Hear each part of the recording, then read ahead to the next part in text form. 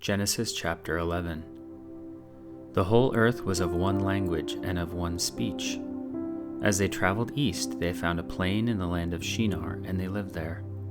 They said to one another, "Come, let's make bricks and burn them thoroughly."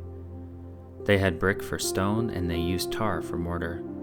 They said, "Come, let's build ourselves a city and a tower whose top reaches to the sky, and let's make a name for ourselves, lest we be scattered abroad on the surface of the whole earth." Yahweh came down to see the city and the tower, which the children of men built. Yahweh said, "Behold, they are one people, and they all have one language, and this is what they begin to do. Now nothing will be withheld from them, which they intend to do. Come, let's go down and there confuse their language, that they may not understand one another's speech." So Yahweh scattered them abroad from there on the surface of all the earth. They stopped building the city. Therefore its name was Babel, because there Yahweh confused the language of all the earth.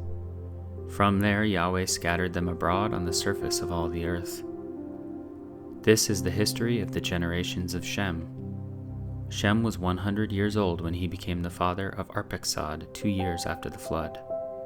Shem lived 500 years after he became the father of Arphaxad, and became the father of more sons and daughters. Arphaxad lived 35 years and became the father of Shelah. Arphaxad lived 403 years after he became the father of Shelah, and became the father of more sons and daughters. Shelah lived 30 years and became the father of Eber. Shelah lived 403 years after he became the father of Eber, and became the father of more sons and daughters. Eber lived 34 years and became the father of Peleg. Eber lived 430 years after he became the father of Peleg, and became the father of more sons and daughters. Peleg lived 30 years and became the father of Reu. Peleg lived 209 years after he became the father of Reu, and became the father of more sons and daughters. Reu lived 32 years and became the father of Serug. Reu lived 207 years after he became the father of Serug, and became the father of more sons and daughters. Serug lived 30 years and became the father of Nahor. Serug lived 200 years after he became the father of Nahor, and became the father of more sons and daughters. Nahor lived 29 years and became the father of Terah. Nahor lived 119 years after he became the father of Terah, and became the father of more sons and daughters. Terah lived 70 years and became the father of Abram, Nahor, and Haran. Now this is the history of the generations of Terah.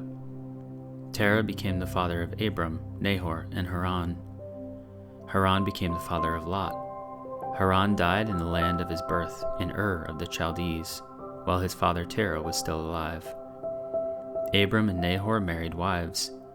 The name of Abram's wife was Sarai, and the name of Nahor's wife was Milcah, the daughter of Haran, who was also the father of Iscah. Sarai was barren.